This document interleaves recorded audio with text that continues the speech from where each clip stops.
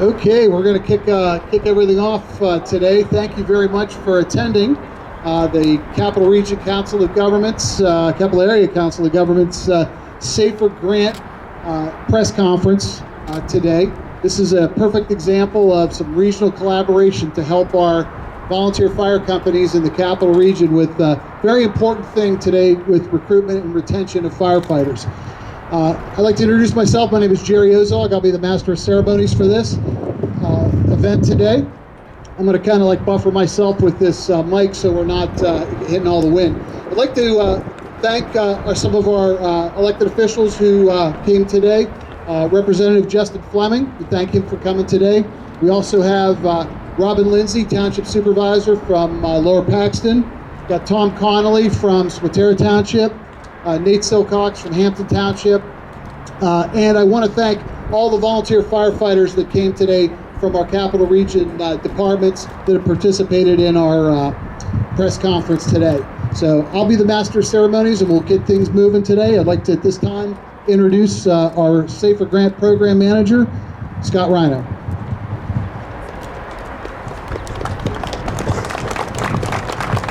Thank you, Jerry. As Jerry indicated here, I'll try to do my best with blocking the wind so that we could hear better. So thank you to everyone that's taken the time to join us here today as we showcase the efforts of a 21-company regional federal Safer Grant that kicked off right here on April 27th, 2022 and runs through November 28th, 2025. The grant has a recruitment goal of 50 new firefighters per year for a total of 200 over the course of the grant period.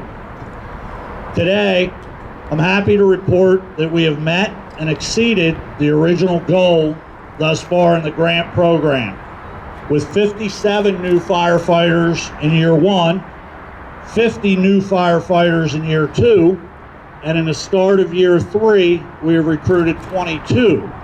Thus far for a grand total of 129 new firefighters since the start of the grant program.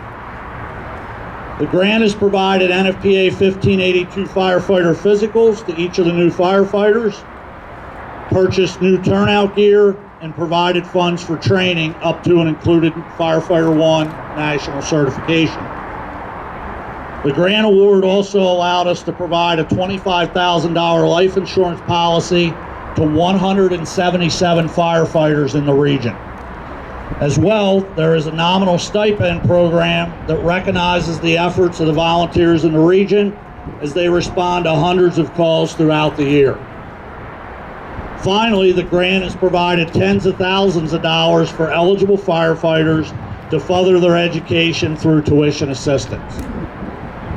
So where do we go from here to ensure that we meet and exceed the goal of 200? That brings us to the 100 Teens for Lifesaver Challenge. The grant thus far has attracted teens that are serving the companies as junior firefighters. Some of those personnel are here with us today. Now we will build on that challenge to their peers. The 100 Teens to Lifesaver Challenge is a commitment to recruiting 100 teenage firefighters before the end of the FEMA-funded recruitment grant. This challenge was made possible by Act 155, which went into effect in 2023. When this challenge is achieved, 100 new teenage firefighters will be trained and ready to fight fires and save lives when they turn 18. Act 155 allows 17-year-old firefighters to train on live burns and interior firefighting modules with certain permissions. You will hear more about this law's passage from Nate Silcox, our next speaker. Again, thank you for your time and attendance here today in support of the initiative to recruit and retain volunteer firefighters. Please visit our website, www.capitalregionfirefighter.org. Thank you very much.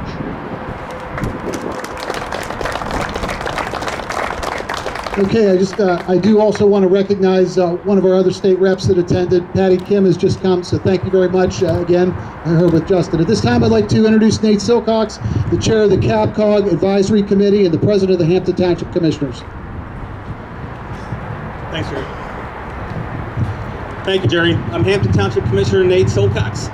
I'm joined by my son, Nick Silcox, who is a 16-year-old junior firefighter with the Hampton Township Volunteer Fire Company. Today we're talking about the importance of the next generation of firefighters.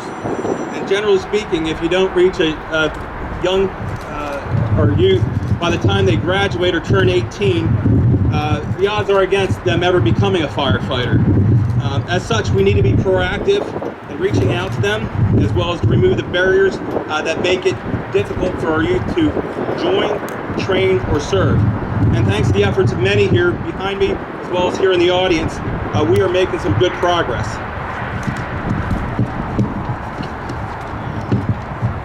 And while I serve as a Hampton Township Commissioner, my day job is over in the Senate with the Executive Director of the Veterans Affairs and Emergency Preparedness Committee. Is that at the state level, the legislation was passed, now Act 155 of 2022, that permits junior firefighters, with the permission of their parents and their fire chief, to be trained on live fire burns at the age of 17, under the supervision of a credentialed state fire academy instructor. Up to this point, junior firefighters were able to take all Firefighter 1 training except for live burns. And this served as an impediment to juniors completing their training. And providing this training for 17-year-olds has helped a number of junior firefighters across the Commonwealth, including a couple from Hampton Township, Hampton Fire Company President Mike Taylor's son, Justin, as well as Wyatt Caudle. In addition to the work at the state level, Hampton Township has partnered with Cumberland Valley High School, as well as with the PAC, on the formation of a fire and emergency medical responder training program. That has morphed into more of an EMS program now, but also they formed a public safety club, which meets once a month. It focuses on fire, EMS, emergency management, as well as law enforcement.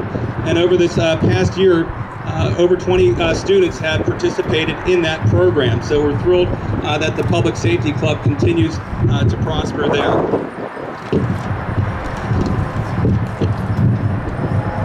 In closing here, I'd like to thank the leaders that are with me here today, particularly the Capital Region Council of Government, for getting 21 fire companies to work together to address an important public safety issue. And ultimately, I want to thank everybody here, the firefighters, whether you're new like Nick or experienced in the crowd here. Thank you for putting our communities first. So thank you very much. At this time, we talked about the junior firefighters. We have a junior firefighter that's going to speak today. I'd like to introduce Aiden Goodman from the Company 33 in Cumberland County, New Kingstown Volunteer Fire Company. So, Aiden, come on up. He's more important than all of us. We can keep that mic. Good evening, everyone. My name's Aiden. Good evening, everyone. My name's Aiden Goodman. I'm a junior at New Kingstown Fire Company. I've been there for about 2.5 years. I joined the fire department because my uncles and my cousin, they were volunteers in Greencastle and Columbia. I've gained a lot of experience through going through all my mods here at HAC and all the people at New Kingstown.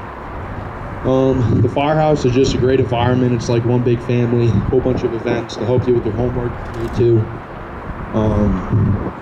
In addition to that, joining the firehouse as a teenager and going through all the ranks and everything like that, it's a great way to prepare yourself for if you want to be a career fireman, especially since now at 17 years old, you can take your interior and your Firefighter 1. It pretty much sets you up, so fresh out of high school, you have all the required certifications and requirements to be a paid fireman. I would definitely encourage young people to join their local volunteer fire companies. I also want to thank everybody that made this event happen, and thank everybody for their time and coming out. Thank you very much, Aiden. Great job. Great job with the speaking. I really appreciate that. Having a partnership with state government is extremely important. And in Pennsylvania, the state government is represented by the Office of the State Fire Commissioner, and we're great to have 2 members of the staff of the State Fire Commissioner. We have the Commissioner, and we have one of his managers here. Tracy's the Recruitment and Retention Manager, but Tom Cook's got a great history in the Pennsylvania Fire Service and has been a great supporter of our efforts here in the Capital Region. So at this time, I'd like to introduce State Fire Commissioner Tom Cook.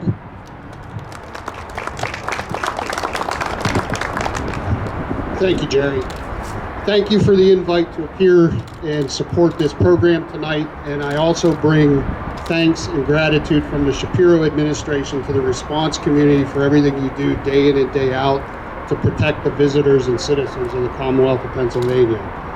I also want to thank Capital Region Council of Governments and express deep appreciation for the invaluable service that they have given us with this program. Pennsylvania volunteer and career fire services are in a crisis in Pennsylvania, and we need your help.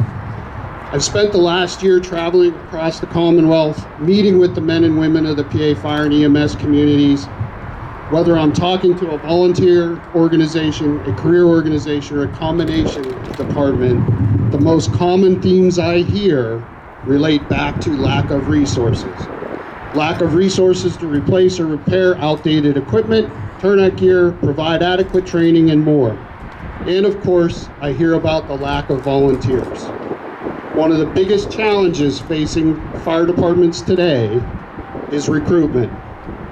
The challenges facing our fire services are unique, complicated, and require a variety of solutions from a variety of sources. I'm calling on the people, not just here today, but across the Commonwealth, to do your part. Everyone needs to do their part to ensure the safety of our communities, but what does that actually mean?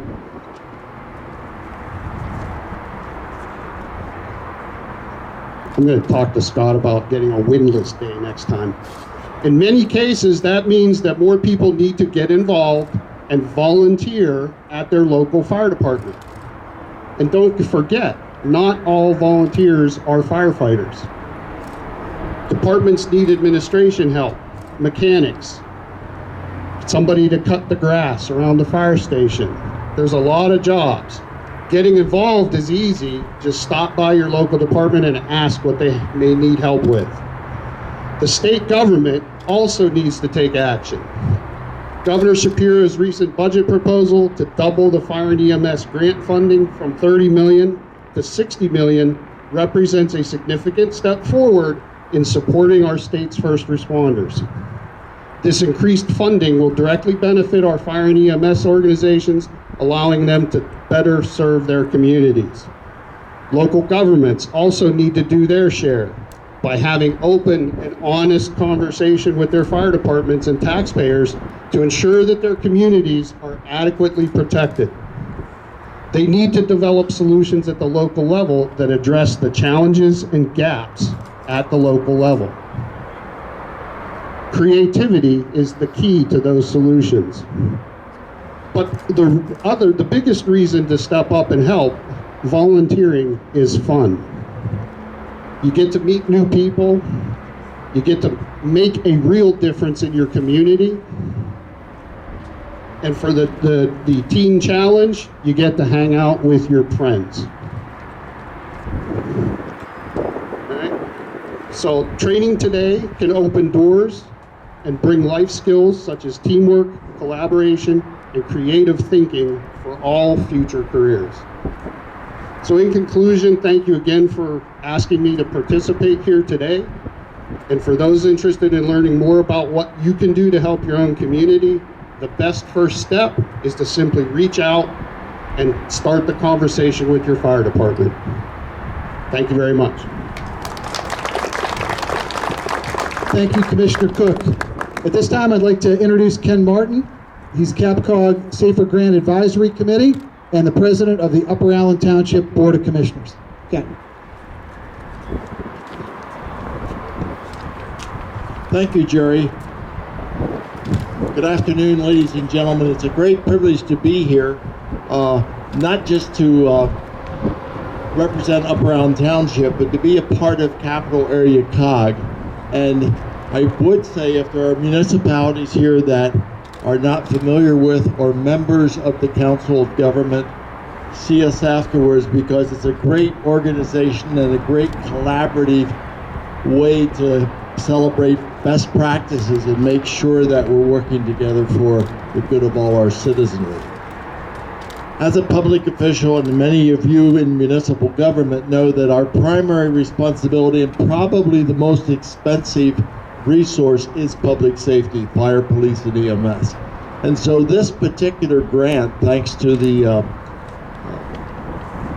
ingenuity of our COG staff and others, came together and got a federal grant so that in fact we can have resources to concentrate in embellishing our volunteer fire departments and or paid, but all of the fire protection services in our central region.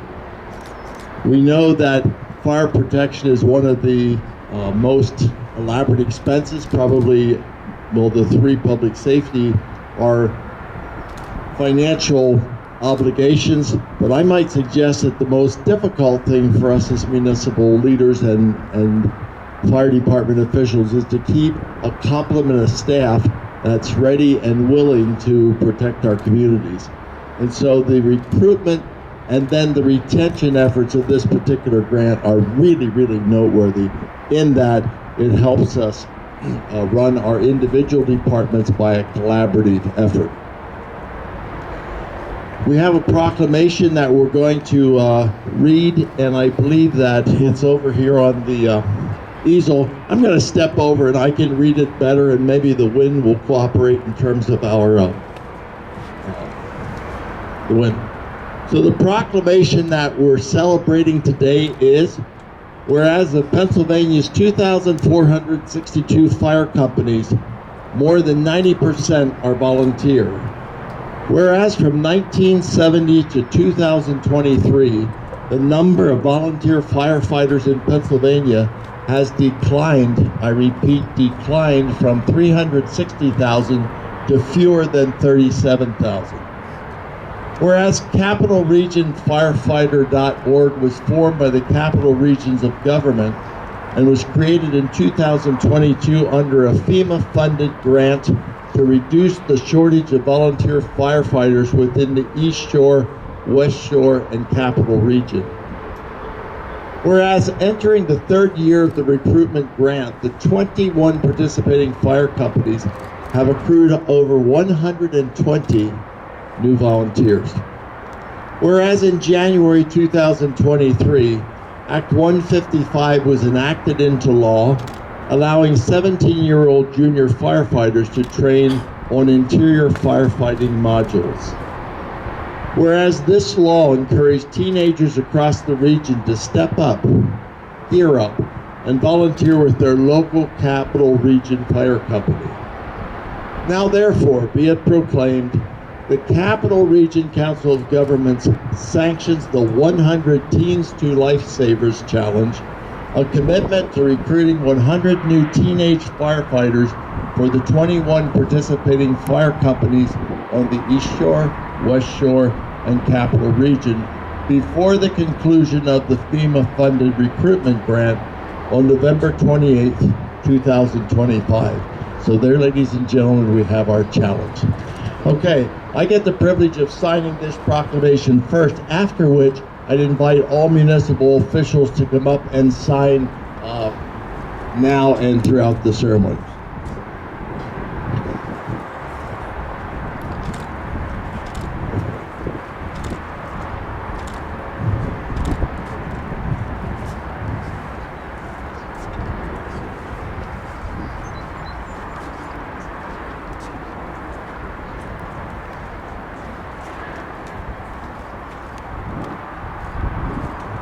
Okay, what we're going to do, guys, is as we go on, we'll have more people sign this before we're done. We're going to wrap things up. I'd also like to thank our COG Executive Director, Gary Myers, and Administrative Coordinator, Robin, for all the work that they do during the year to help us.